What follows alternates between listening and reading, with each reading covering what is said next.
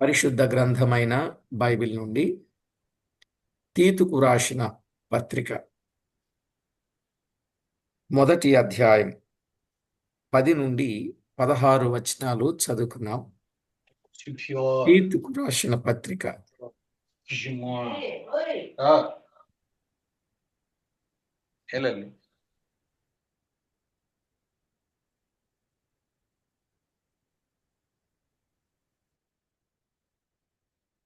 మొదటి అధ్యాయం 10 నుండి 16 వచనాలు. అనేకులు విశేషముగా సున్నతి సంబంధులను, అవిధేయులను, వదురుబోతులను, మోసపుచ్చువారునై ఉన్నారు. వారి నోళ్ళు మూయింపవలెను. అటివారు ఉపదేశింపకూడని వాటిని దుర్లాభము కొరకు ఉపదేశించుచు కుటుంబములనే పాడు చేయుచున్నారు. వారిలో ఒకడు అనగా వారి స్వంత ప్రవక్తలలో ఒకడు ఇట్లనెను: క్రేతీయులు ఎల్లప్పుడూ అబద్ధికులను, దుష్టమృగములను, సోమరులకు తిండిపోతులనై ఉన్నారు. ఈ సాక్ష్యము నిజమే. ఈ హేతువు చేత వారు యూదుల కల్పనా కథలను, సత్యము నుండి తొలగిపోవునట్టి మనుషుల కట్టడలను లక్ష్య పెట్టక, విశ్వాస విషయమున స్వస్థులకు నిమిత్తము వారిని కఠినముగా గద్దింపుము. పవిత్రులకు అన్నియు పవిత్రములే గాని అపవిత్రులకును అవిశ్వాసులకును ఏదియు పవిత్రమైనది కాదు. వారి మనస్సును వారి మనస్సాక్షియు అపవిత్రపరచబడి ఉన్నవి. దేవుని ఎరుగుదుమని వారు చెప్పుకొందురు గాని అసహ్యులను, అవిధేయులను, ప్రతి సత్కార్యము విషయం భ్రష్టులనై ఉండి తమ క్రియల వలన ఆయనను ఎరగమన్నట్టున్నారు. చదవబడిన ఈ లేఖనాల కొరకై ప్రార్థన చేసి వాక్యాన్ని ధ్యానం చేద్దాం. ప్రార్థన చేసుకుందాం. సర్వాధికారి అయిన మా ప్రియ ప్రభువా, సర్వస్తోత్రములపై ఆసీనుడవైన మా తండ్రి, మీ ఘననామానికి స్తోత్రములు. తీతుకు రాసిన పత్రికలో ఎన్నో విషయాలు మీరు మా గమనానికి తెచ్చి మా గతి మార్చి మేము గురి యొద్దకే అనగా గమ్యమునకు చేరగలుగునట్లు మమ్మును మీరు కనికరించారు, కృప చూపారు. మీకు స్తోత్రం.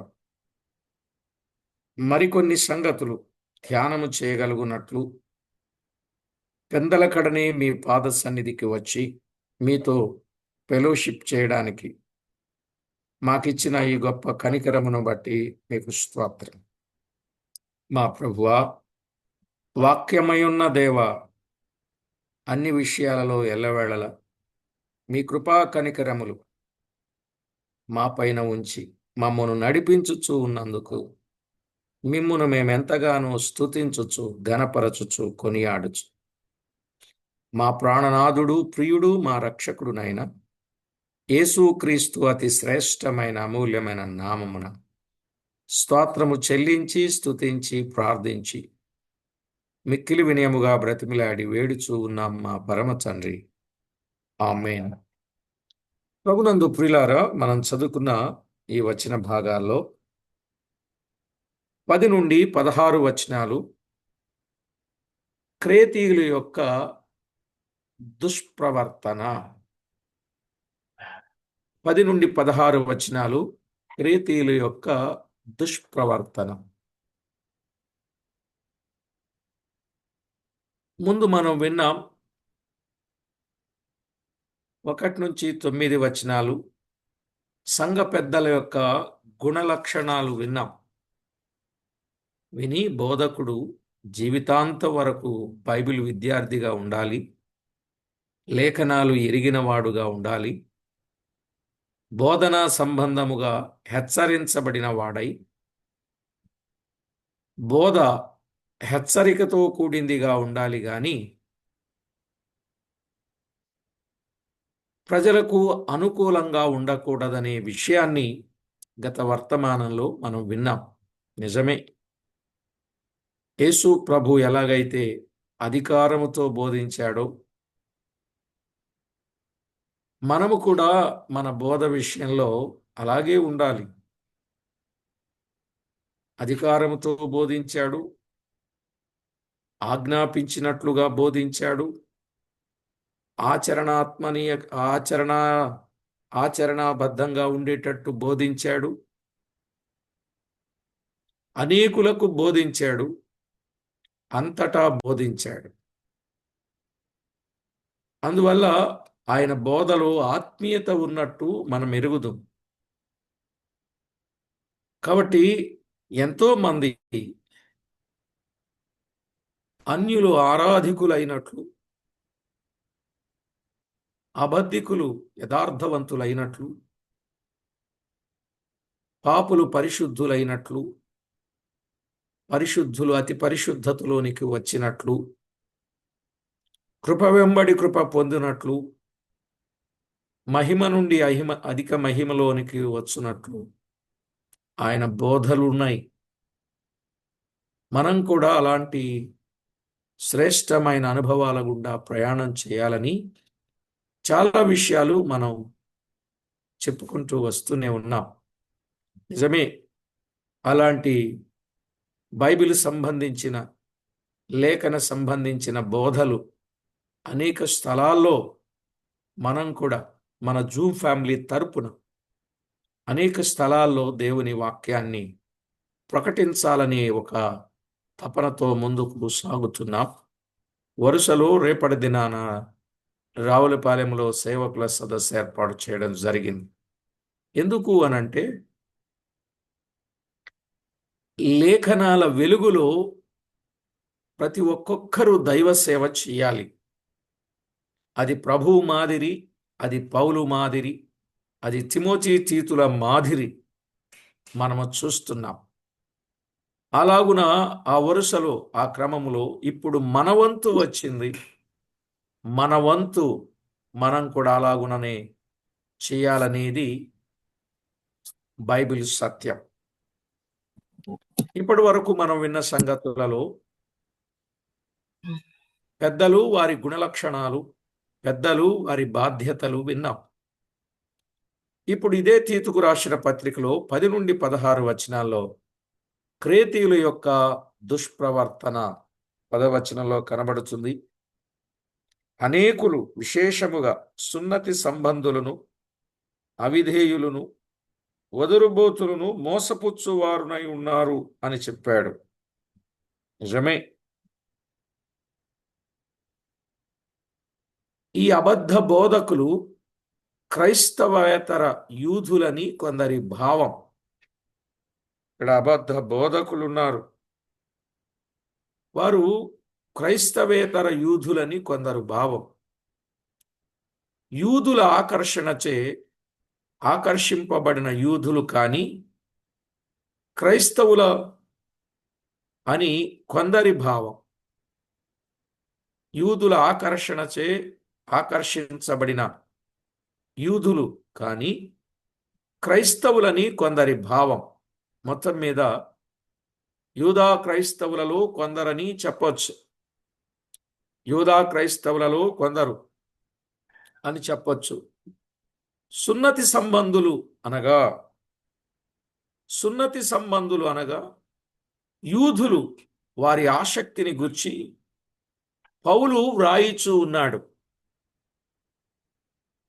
యూదులు వారి ఆసక్తిని గుర్చి పౌలు వ్రాస్తున్నాడు. ఈ సున్నతి సంబంధులు. అవిధేయులు అనగా సంఘములోనే ఉండి సంఘము యొక్క అధికారమునకు లోబడని వారు. ఎవరు వారు? అవిధేయులంటే వారు సంఘంలోనే ఉన్నారు, సంఘము యొక్క అధికారమునకు లోబడిన వారు కారు. అంటే సంఘ క్రమశిక్షణకు లోబడని వారు. సంఘ క్రమశిక్షణకు వారు లోబడని వారు అనే భావం మనకు అర్థమవుతుంది. నిజమే, కొందరు లోబడరు, కొందరు లోబడరండి. ఉంటారు కొందరు. హెబ్రీ పత్రిక 3వ అధ్యాయం 8వ వచనములో, హెబ్రీ పత్రిక 3వ అధ్యాయం 8వ వచనం, నేడు మీరాయన శబ్దము వినిన ఎడల అరణ్యములో శోధన దినమందు కోపము పుట్టించినప్పటి వలె మీ హృదయములను కఠినపరచుకొనకుడి అన్నాడు. మీ హృదయములను కఠినపరచుకొనకుడి. వీరే అవిధేయులు. దైవ వాక్యమును గూర్చిన సంగతులు వింటానే ఉంటారు, దాని హృదయాన్ని కఠినం చేసుకుంటూ ఉంటారు.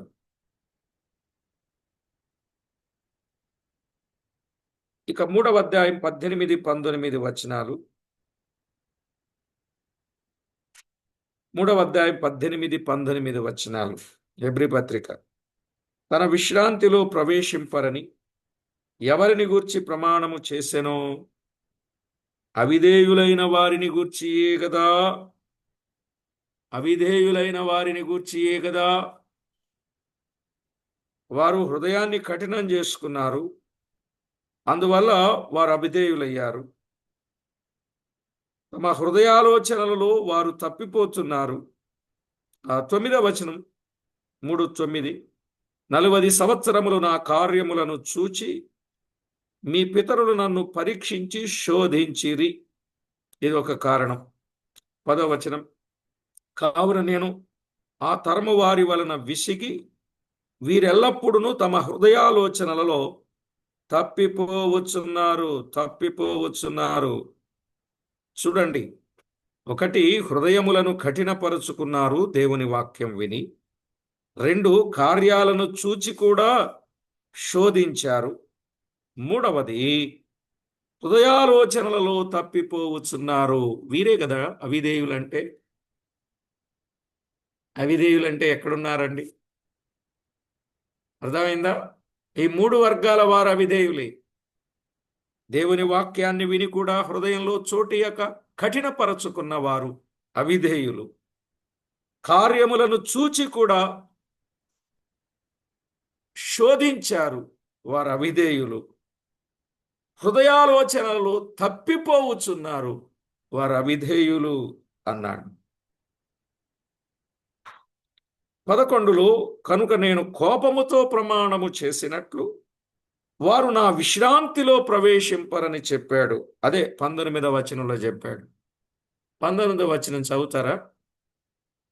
కాగా అవిశ్వాసము చేతనే వారు ప్రవేశింపలేకపోయిరని గ్రహించుచున్నాం. అవిధేయత 18లో, అవిధేయతయే వారి అవిశ్వాసం, అందువలన ప్రవేశింపలేకపోయారు. అవిధేయత ఎన్ని కారణాలుగా చూశాం.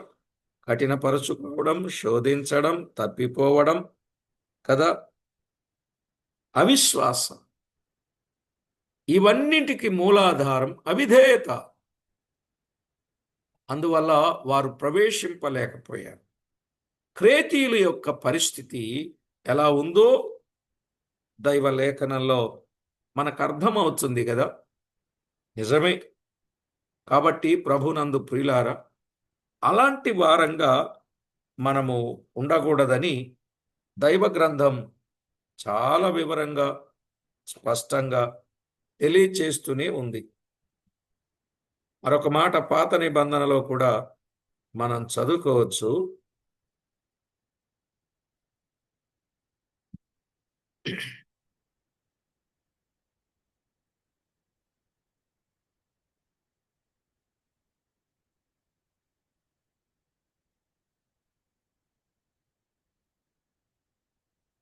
ద్వితీయోపదేశకాండం 9వ అధ్యాయం, ద్వితీయోపదేశకాండం 9వ అధ్యాయం 7వ వచనం, అరణ్యములో నీవు నీ దేవుడైన యెహోవాకు కోపము పుట్టించిన సంగతిని జ్ఞాపకము చేసుకునుము. దాని మరువద్దో, నీవు ఐగుప్తు దేశములో నుండి బయలుదేరిన దినము మొదలుకొని ఈ స్థలమందు మీరు ప్రవేశించు వరకు మీరు యెహోవా మీద తిరుగుబాటు చేయుచునే వచ్చితిరి. తిరుగుబాటు చేయుచునే వచ్చితిరి. ఇది అవిధేయత. తిరుగుబాటు చేస్తూ వచ్చారు అని చెప్పాడు. ఇదే కదా అవిధేయత. 24వ వచనంలో కూడా మరలా చెప్పాడు ఆ మాటే. 9:24 ద్వితీయోపదేశ కాండం. నేను మిమ్మును ఎరిగిన దినము మొదలుకొని మీరు యెహోవా మీద తిరుగుబాటు చేయుచున్నారు అన్నాడు. నేను మిమ్మును ఎరిగిన దినము మొదలుకొని యెహోవా మీద తిరుగుబాటు చేయుచున్నారు. ఆయనకు తెలిసిన నాట నుండి వీళ్ళ యొక్క నైజం ఎలా ఉందంటే అవిధేయత. ఈ రోజుకు చాలా మంది సంఘాల్లోనే ఉంటున్నారండి, సంఘాలకు వస్తున్నారు, కానీ చెప్పిన ప్రకారంగా చేయకపోతే హృదయాన్ని కఠినం చేసుకోవడం. అవును కదా. మాటి మాటికి దేవుణ్ణి శోధించడం మాత్రమే కాదు, అనేక విషయాలలో హృదయాలోచనలలో తప్పిపోవడం, అవిశ్వాసం, తిరుగుబాటు చేయడం, ఇవన్నీ జరుగుతున్నాయో లేవో సంఘాల్లో కొంచెం చెప్పండి. అక్కడ ఉన్నారు. ఎక్కడ? క్రేతులో కూడా ఉన్నారు. క్రేతీయులు సున్నతి సంబంధులని చెప్పుకుంటూనే ఉన్నారు, యూదులమని చెప్పుకుంటూనే ఉన్నారు, కానీ అవిధేయులుగా ఉన్నారు అనే విషయాన్ని చెప్పాడు. అవిధేయత ఎలా ఉంటుందో యెషయా గ్రంథంలో చాలా వివరంగా చెప్పాడండి. చాలా వివరంగా చెప్పాడు. యెషయా గ్రంథం 1వ అధ్యాయం 2వ వచనం మీ అందరికీ తెలిసింది. యెహోవా మాటలాడుచున్నాడు. ఆకాశమా ఆలకించుము, భూమి చెవియొగ్గుము. నేను పిల్లలను పెంచి గొప్పవారినిగా చేసి తిని వారు నా మీద తిరుగుబడి ఉన్నారు. నేను పిల్లలను పెంచి గొప్పవారినిగా చేసి తిని వారు నా మీద తిరుగుబడి ఉన్నారు. వారు నా మీద తిరుగుబాటు చేశారు. నేను పిల్లలను పెంచాను, పెద్ద చేసి, అయితే వారు నా మీద తిరుగుబాటు చేశారు. ఇది ఎంత బాధాకరమైన విషయం అండి. నా మీద తిరుగుబాటు చేశారంటున్నాడు. అయ్యో, తిరుగుబాటు చేయొచ్చా?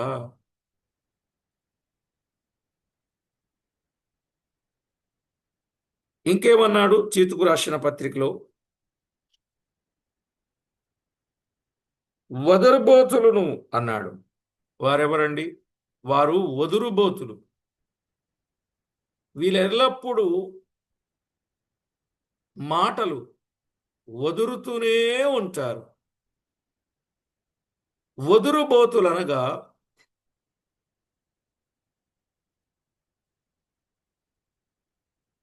దాని మూల భాష పదం యొక్క అర్థం ఏంటో తెలుసండి? వదురుబోతులు అనగా దాని మూల భాష యొక్క పదము, దాని యొక్క అర్థం ఏంటంటే ముక్కలను ఏరుకొను తిను పక్షి చేయు దానిని చూపించును. మూల భాషా పదం వదురుబోతులంటే ముక్కలను ఏరుకొని తిను పక్షి. ముక్కలను ఏరుకొని తినుపక్షి చేయు దానిని సూచిస్తా ఉంది దాని మూల భాషా పదం వదురుబోతులంటే.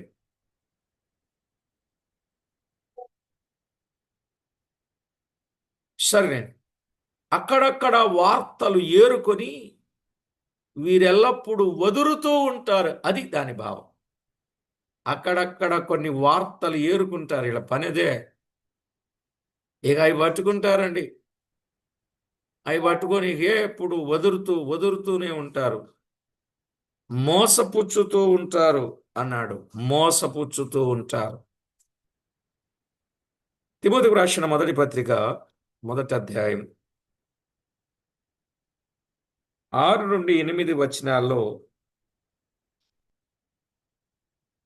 తిమోతికి రాసిన మొదటి పత్రిక 1వ అధ్యాయం 6 నుండి 8 వచనాలు. కొందరు వీటిని మానుకొని తొలగిపోయి తాము చెప్పు వాటినైనను నిశ్చయమైన రూఢిగా పలుకు వాటినైనను గ్రహింపకపోయినను ధర్మశాస్త్రోపదేశకులై ఉండగోరి నిష్ప్రయోజనమైన ముచ్చటలకు చిరిగిరి. ఏం చేశారు వీరు? నిష్ప్రయోజనమైన ముచ్చటలకు చిరిగిరి అంటే వీరు మోసపుచ్చుతూ ఉన్నారు, మోసపోయారు.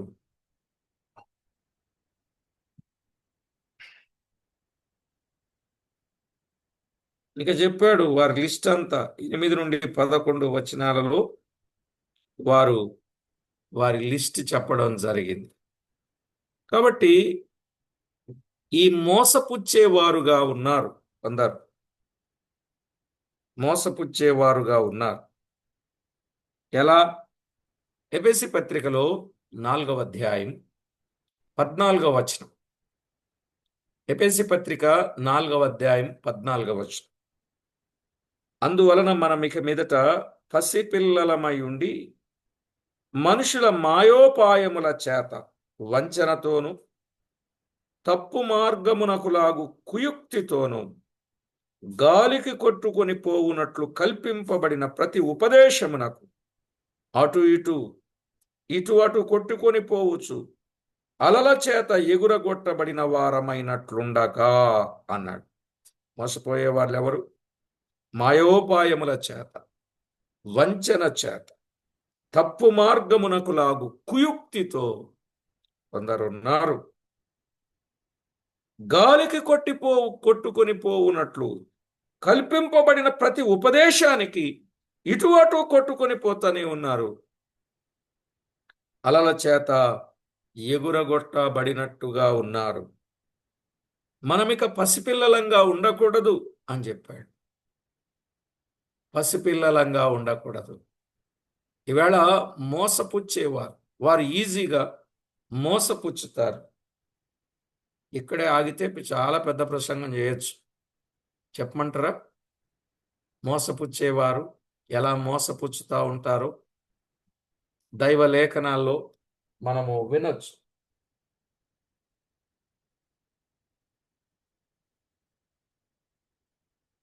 ఎన్నెన్ని రకాలుగా మోసాలు జరుగుతాయో బైబిల్ గ్రంథం తేటగా తెలియజేస్తూనే ఉంది.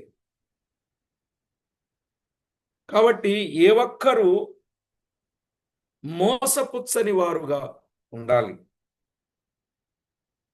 మోసపోయేవారుగా ఉండకుండా జాగ్రత్త పడాలి.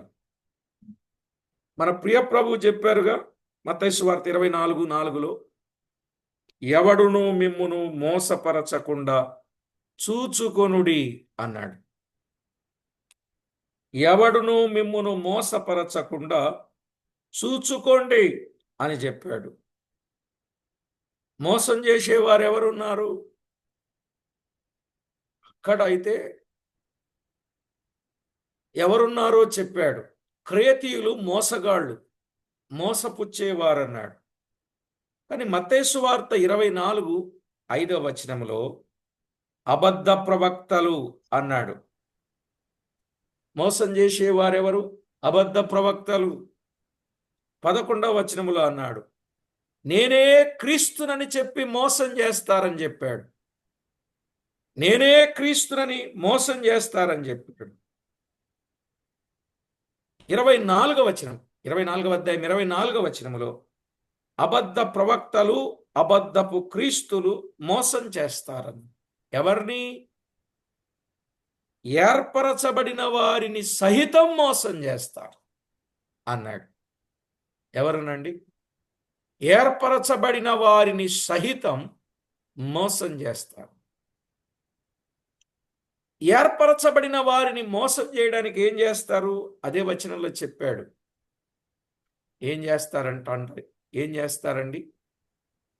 సూచక క్రియలు చేస్తారు, మహత్కార్యాలను కనుపరుస్తారు అని చెప్పాడు. దొరికిందా వచనం? మీరు ఇప్పుడు చూసినా పర్వాలే, తర్వాత చూసినా పర్వాలే. మోసం చేయడానికి సూచక్రియలు చేస్తారు, మహత్కార్యములను కనుపరుస్తారు. ఏం చేయడానికి? మోసం చేయడానికి. నిజమే, ఈ దినాలలో చాలా మంది మోసగాళ్ళు ఉన్నారు. సరే, మోసం చేసే వాళ్ళు ఉన్నారు, మోసపోయే వాళ్ళు కూడా ఉన్నారు. అసలు ఏది మోసం అది మనకు తెలియటంలే. ఒకవేళ తెలుసుకోవాలని మీరు ఆశపడితే పాత నిబంధనలు ఓ 7 సంగతులు ఉన్నాయి. పాత నిబంధనలోనే ఓ 7 సంగతులు ఉన్నాయి మోసం చేసే వాళ్ళు ఎవరు. ఒకటి, అందం మోసం అండి. అవునా కాదు? సామెతల గ్రంథం 31:30. అందం మోసం, అవునా కాదా? సౌందర్యం వ్యర్థం, అందం మోసం అన్నాడు. మోసం చేయడానికి ఈ అందాన్ని ఎరవేస్తా ఉంటారు. ఎందరో ఈరోజు చిక్కుకుపోయారు. అందం మోసం. మొన్న మధ్య ఒక ఆమె అయితే తన అందము చేత 12 పెండిళ్ళు చేసుకుందంట. అతి తక్కువ కాలంలో 12 పెండిళ్ళు చేసుకొని ఒక్కొక్కళ్ళ దగ్గర లక్షలు. జాగ్రత్త, అందం మోసం. రెండవది, వ్యర్థమైన దానిని నమ్ముకోవడం మోసం అండి. వ్యర్థమైన దానిని ఎప్పుడు నమ్ముకోవద్దు. ఏది వ్యర్థం? భూమి మీద కంటికి కనిపించే ప్రతీది వ్యర్థమే, అవునా కాదా? భూమి మీద కంటికి కనిపించే ప్రతీది వ్యర్థమే. యెషయా గ్రంథం 59:4 చెప్పాడు. యెషయా గ్రంథం 59:4 చెప్పాడు, మాయను నమ్ముకోవడం మోసం అన్నాడు. మాయను నమ్ముకోవడం మోసం. యోబు గ్రంథం 15:31 చెప్పాడు. యోబు 15:31, రుచిగల పదార్థాలను ఆశించడం అవి మోసపుచ్చు ఆహారాలు. రుచిగల పదార్థాలు అవి కూడా మోసమే. చూడండి, ఈరోజు హోటల్స్కి వెళ్తున్నారు మంచి రుచుల కోసం. దాని వెనుకాలున్న వాతావరణం చూస్తూ ఉన్నప్పుడు ఎంత కష్టంగా ఉంటుందో. మొన్నకాయ నాతో ప్రయాణం చేస్తున్నాడు, వేసవకాలంలో ఏ హోటల్లోనైనా సరే పదార్థం ఉప్పుగా ఉంటుందండి అన్నాడు. ఎందుకు ఉప్పుగా ఉంటుంది అని అంటే, ఏముందండి వేసవకాలం వచ్చే చెవటంతా అందులోనే పడేస్తారు కదా అన్నాడు. అంటే ఏదో జోక్గా అన్నాడులేండి, అన్నీ అలాగుండవు. కానీ అంటే అలా ఒక ఆలోచన. ఏం చేస్తారు, కారిపోతూ ఉంటాయి చెమటలు అన్నట్టు. కనుక పదార్థాలు రుచిగానే ఉన్నట్టుగా ఉంటాయి దాని వెనుక ఉండే పరిస్థితులు. సరేలేండి, మీకెన్నో తెలుసు, నేను వాటి కోసం చెప్పక్కర్లేదు. ఒకవేళ ఇప్పుడు నేను చెప్పిన ఆ విషయాన్ని కూడా నేను వెనక్కే తీసుకుంటానులేండి, నాకు అవసరం లేదు. సామెతల గ్రంథంలో 14:25 అబద్ధం అనేది కూడా మోసం అండి. అబద్ధం అనేది మోసం. ఆరవదిగా ఏది మోసం? భక్తిహీనులు చెప్పే ఆలోచనలు మోసం అండి. భక్తిహీనులు కొన్ని ఆలోచనలు చెప్తా ఉంటారు చూశారా, అవి కూడా మోసం. సామెతలు 12:5 చెప్పాడు, భక్తిహీనుల ఆలోచనలు మోసం. ఇక 7వదిగా మనం చూస్తే, భక్తిహీనుని సంపాదన వానిని మోసం చేయును అన్నాడు. అదేమిటి అనొచ్చు మీరు. భక్తిహీనుని సంపాదన వానిని మోసం చేస్తుందన్నాడు.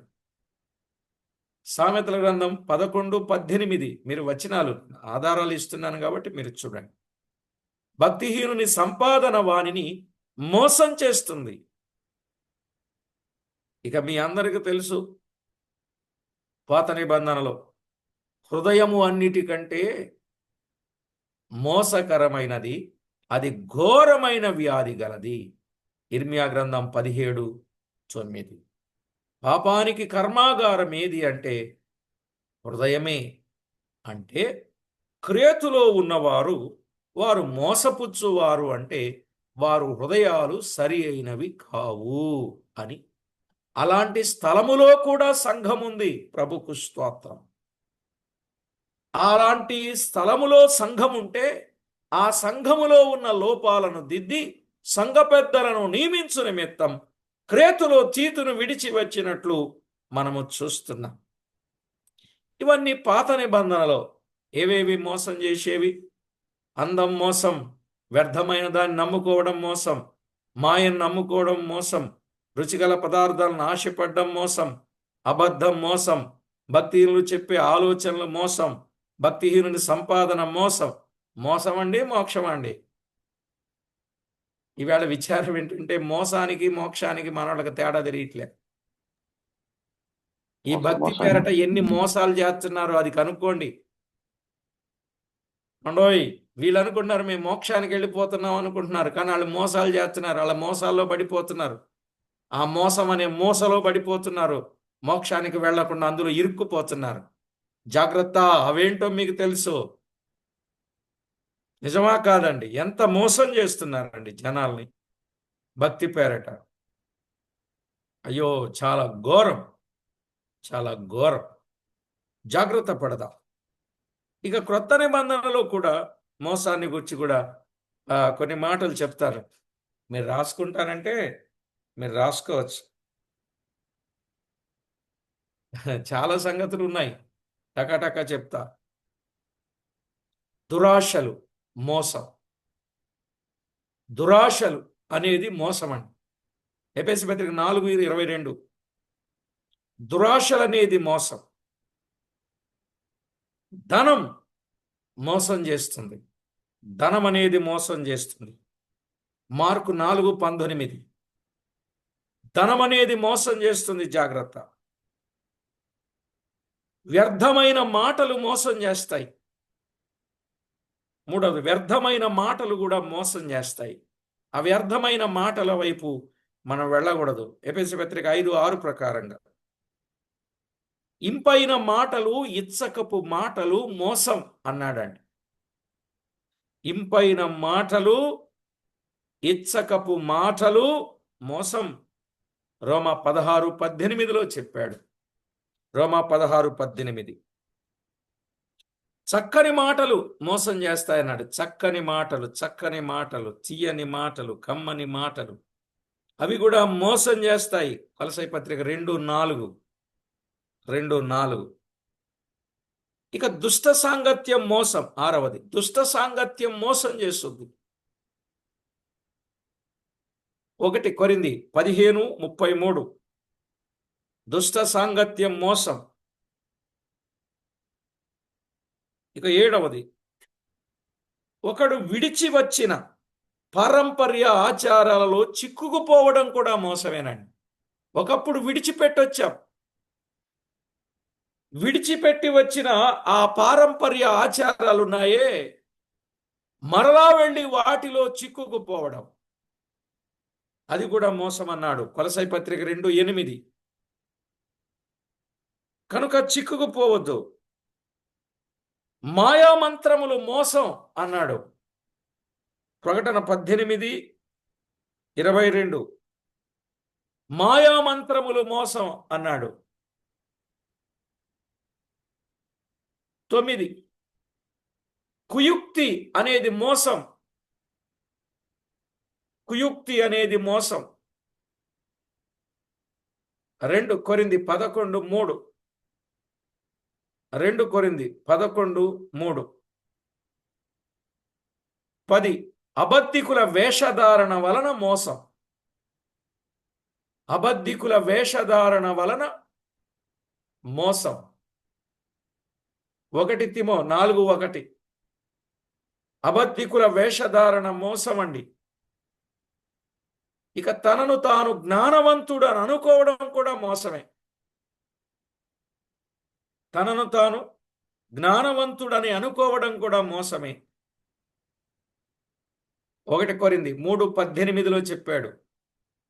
1 కొరింథీ 3:18 వాక్యము విని ఆ ప్రకారము ప్రవర్తించు వారై ఉండకపోతే కూడా మోసమే కదా. వాక్యం విని ఆ ప్రకారంగా ప్రవర్తించకపోతే అది కూడా మోసమే. యాకోబు పత్రిక 1:22 చెప్పాడు, నోటికి కళ్ళెం పెట్టుకొనక భక్తి గలవాడనని అనుకోవడం కూడా మోసమేనండి.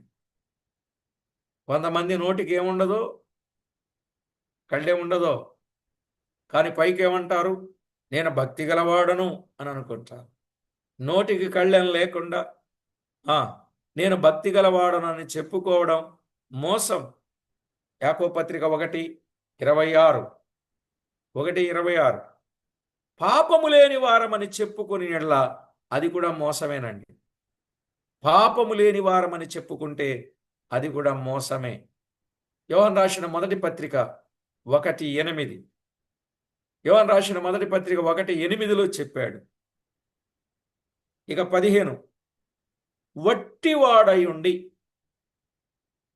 తాను ఎన్నికైన వాడనని అనుకుని ఎడల తన్ను తాను మోసపరుచుకోవడమే. వట్టివాడై ఉండి ఏమీ లేకపోయినా నాకు అన్నీ తెలుసు, ఏమీ తెలియకపోయినా నాకు అన్నీ తెలుసు అనుకుంటారు చూసారా, అలాంటి వాడు. వట్టివాడై ఉండి తాను ఎన్నికైన వాడనని అనుకుంటాం, అది మోసం.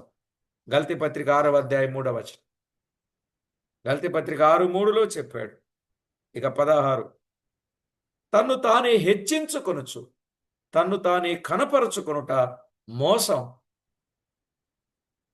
తన్ను తాను హెచ్చించుకొనుట, తన్ను తాను కనపరచుకొనుట. చాలాసార్లు చాలామంది హెచ్చించుకుంటారు, తమను కనపరుచుకోవాలనుకుంటారు, అది కూడా మోసం. 2 తెస్స 2:4 చెప్పాడు. ఇక 17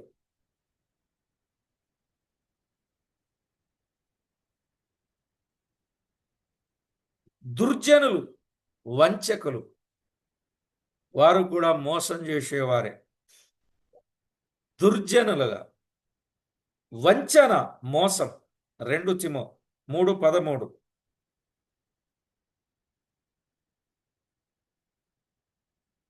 ఇక ఈ మోసం చేసేవాళ్ళు వీళ్ళందరూ ఎవరి పిల్లలో తెలుసా? 2 కొరింథీ 2:11 ప్రకారంగా మోసం చేసేవాడు సాతానుడు. సాతాను వశములో ఉన్న ప్రతి ఒక్కరూ మోసం చేసేవారే, మోసపోయినోళ్లే. ఎందుకని? ప్రకటన 12:9 ప్రకారంగా సర్వలోకమును మోసపుచ్చేవాడెవరు? అపవాది. సర్వలోకాన్ని మోసపుచ్చేవాడు. అయితే విషయం ఏంటంటే, ఎవడును మిమ్మును మోసపరచకుండా చూచుకొనుడి అన్నాడు.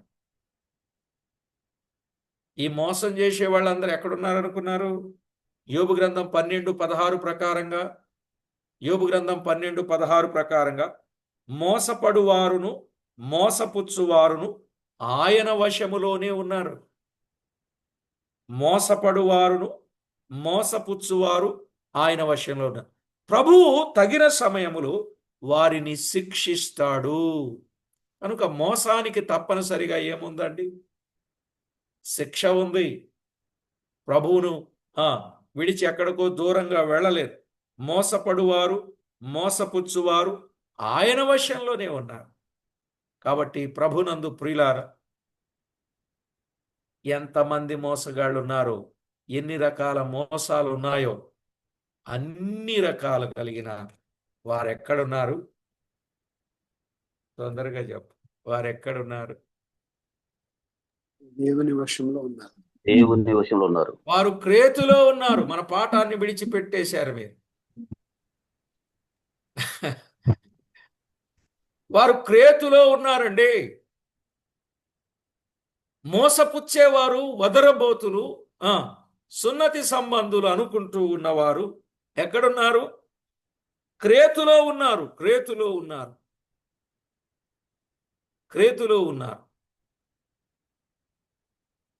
కనుక దైవ సేవకుడు ఇట్టి వారిని ఎదుర్కొని సంఘములకు హెచ్చరిక ఇచ్చి సంఘాన్ని కాపాడవలెను. ఇది దేవుని సంకల్పం, పౌలు యొక్క ఉద్దేశం. తీతు యొక్క పని, జాగ్రత్తగా వినండి 3 మాటలు. దేవుని యొక్క సంకల్పం, పౌలు యొక్క ఉద్దేశం, తీతు యొక్క పని ఏమిటి అనంటే ఏమిటండి? మోసపుచ్చేవారు ఉంటారు, వదరబోతులు ఉంటారు, రకరకాల ప్రజలు అక్కడ ఉన్నారు. వారందరికీ కావలసిన హెచ్చరికలు ఇచ్చి సంఘమును కాపాడు. వారికి సువార్త చెప్పాలి, సంఘములో చేర్చాలి. సంఘములో అలాంటి వారు కొందరు పాత వాటిని విడవకుండా సంఘంలో కనబడుతూనే ఉంటారు. అలాంటి వారిని హెచ్చరించాలి, ఖండించాలి, గద్దించాలి, బుద్ధి చెప్పాలి, సంఘాన్ని కాపాడాలి. ఇంత పని, ఇంత పెద్ద బాధ్యత ఎవరి మీద ఉంది?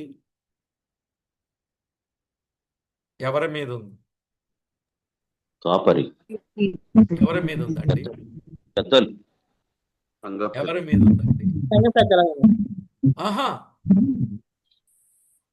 క్రేతులో తీతుకుంది, ఇప్పుడు మీరున్న సంఘంలో మీకుంది.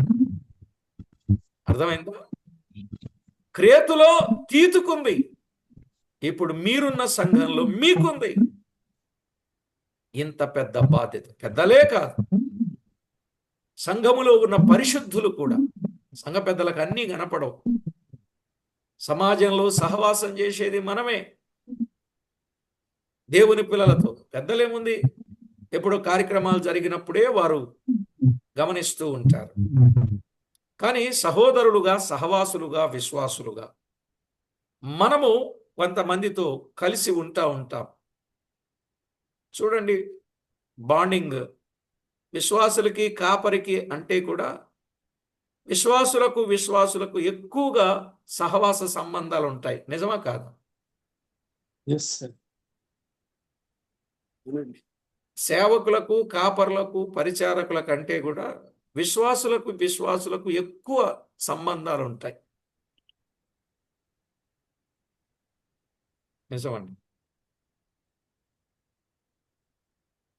ఆదివారం వచ్చిందంటే చర్చ్ అయిపోగానే సహోదరులు కొంతమంది ఒక ఇంట్లో కూడుకున్న వారానికి ఒక ఇంట్లో ఫంక్షన్ లాగా ఏర్పాటు చేసుకుంటారు. చర్చ్ అయిపోయిన తర్వాత అక్కడికి చర్చికి పాస్టర్ గారు రారు, సంఘ కాపరి రాడు, సేవకుడు రాడు. విశ్వాసులు అలా చేస్తూ ఉంటారు. తెలుసా మీకు ఇలాంటి వాళ్ళు? నాకు ఇవన్నీ ఎప్పటి నుంచో ఈ సంగతులన్నీ గుర్తిస్తా ఉన్నాం కదా. కాబట్టి ప్రభునందు ప్రియులారా, అందరి మీద ఈ బాధ్యత ఉంది. రేతులో ఉన్న తీతుకు ఉంది, సంఘాల్లో ఉన్న మనకు ఉంది అని మనం గుర్తించి ప్రభు పని నమ్మకంగా చేద్దాం. ఏమండి, జీవితంలో ఎవరిని మోసం చేయకూడదు, ఎవరిని మోసపుచ్చకూడదు, ఎవరి చేతిలోనూ మోసపోకుండా జాగ్రత్తగా ఉంది. మోసపోకండి. మోసపోకుడి, దేవుడు ఎక్కరింపబడని ఒక మాట ఉంది కదా. మోసపోవద్దు అన్నాడు. కానీ వాళ్ళు ఎలా మోసం చేస్తారో మనకు తెలియటంలే. అయితే కొన్ని సూత్రాలు పాత నిబంధనలో, క్రొత్త నిబంధనలో కొన్ని సూత్రాలు మీకు చెప్పడం జరిగింది. ఆ తీయని మాటలు, ఆ ఇంపైన మాటలు, ఆ చక్కని మాటలు, ఆ మాటలు చెప్తే ఎంత గొప్ప మొనగాళ్ళైనా ఆ మోసంలో పడిపోతున్నారండి. నిజమా కాదు? అయ్యో బ్రదర్, మోసపోయాను బ్రదర్, షూరిటీ సంతకాలు పెట్టి మోసపోయాను బ్రదర్. వాళ్ళ మాటలు ఎంత బాగుంటాయో. ఇప్పటికీ మన జూమ్ ఫ్యామిలీలో కూడా ఉన్నారు. అలా మోసం చేస్తే మోసపోయి వీళ్ళ శాలరీలో కట్ అయ్యి ఎన్ని ఇబ్బందులు పడుతూ ఉన్నారండి. జాగ్రత్త పడండి. ఎప్పుడు కూడా షూరిటీ సంతకాలు త్వరపడి పెట్టేయకండి. నేను కూడా ప్రేమతో చెబుతున్నా. ఈ పర్సనల్ లోన్స్ కానీ, లేకపోతే ఈ చిట్స్ ఉంటాయి కదా, వాటికి కానీ పెట్టకండి. ఏదైనా బాగా ఉంటుంది ప్రాపర్టీ లోన్స్, అలాంటి వాటికి కార్ లోన్ అని, ప్రాపర్టీ లోన్ అని, ఒకవేళ వాళ్ళు కట్టకపోతే ఈ ప్రాపర్టీ తీసుకెళ్తారు, ఈ వెహికల్ తీసుకెళ్తారు. అవును కదండి. జాగ్రత్త, మోసపోవద్దు. అలాగని మంచోళ్ళు ఎవరో చెడ్డోళ్ళు ఎవరో మనకు తెలియటం, అందరూ మంచోళ్ళే. అలా అందరూ మంచోళ్ళు అనుకొని మోసపోయిన ఆ, మంచోళ్ళ చెడ్డోళ్ళ ఏమో పేరు పెట్టండి, వాళ్ళు చాలా మంది ఉన్నారు. ఆ గుంపులో మనం చేర్చబడకుండా జాగ్రత్త పడదాం. ఇంకొక మాట కూడా చెప్తున్నానండి. ఎవరైనా బ్రదర్ అప్పిప్పించండి అని అంటే మీ దగ్గరుంటే ఇవ్వండి, కానీ ఎదుటోళ్ళ దగ్గరికి వెళ్ళి అప్పు ఏ కోణంలోనూ ఇప్పించకండి. ప్రేమతో చెప్తున్నా. ఎందుకంటే నా కళ్ళ ముందు అలాంటి వాళ్ళు ఎంతో మంది బాధపడుతూ ఉన్నారు. వాళ్ళకి తినడానికి తిండి కూడా లేని పరిస్థితులు వచ్చేసాయి. మధ్యవర్తులుగా ఉన్నవాడు వాళ్ళని వదిలేస్తున్నారు, వీళ్ళని పట్టుకుంటున్నారు. కాబట్టి జాగ్రత్త పడండి, దేవునికి మహిమకరంగా ఉండండి. ఇవి నా సొంతంగా చెప్పిన మాటలు. ఇవి మీరు నన్ను ప్రేమిస్తారు కాబట్టి నేను ప్రేమించి ఈ మాటలు చెప్పాను. మీరు జాగ్రత్త పడండి. మీ దగ్గర ఉంటే ఏమైనా ఇవ్వండి, రేపు రాకపోయినా ఏం బాధపడకండి. కానీ మధ్యవర్తులుగా ఉండి మాత్రం నష్టాన్ని కావాలని కొని తెచ్చుకోకండి. అన్నింటికి ఇబ్బంది పడతారు. ఈ విషయాలు గుర్తించాలని ప్రేమతో మనం చేస్తున్నా. మోసపోవద్దు, మోసం చేయవద్దు. జాగ్రత్త పడదాం, ప్రార్థన చేసుకుందాం ఈ పూటకి. కృపగల మా తండ్రి, దయగల మా దేవ, మీ ఘననామానికి వందనాలు, స్తుతులు, స్తోత్రాలు చెల్లిస్తున్నా. మీ కృపను బట్టి, మీ దయను బట్టి ఎన్నో కోణాలలో మీ వాక్యాన్ని మాకు నేర్పిస్తూ ఉన్నారు. ప్రతి విషయంలో మమ్మను మీరు బాగు చేస్తూనే ఉన్నారు, సరి చేస్తూనే ఉన్నారు, జాగ్రత్త చేస్తూనే ఉన్నారు, సిద్ధపరుస్తూనే ఉన్నారు, మెలకువ చేస్తూనే ఉన్నారు. అందుకై కృతజ్ఞతలు చెల్లిస్తుంది. మా ప్రియ ప్రభువా, మీకు మహిమకరంగా మేము జీవిస్తూ ఇంకా అనేకులను మీ రాకడ కొరకై సిద్ధపరచగలుగునట్లు మమ్మను మరింత సిద్ధపరచమని కోరుచు, మా ప్రభు అయిన యేసు క్రీస్తు అమూల్యమైన నామమున స్తోత్రము చెల్లించి స్తుతించి ప్రార్థించి మిక్కిలి వినయముగా బ్రతిమలాడి వేడుచూ ఉన్నాం మా పరమ తండ్రి. ఆమేన్. ప్రభునందు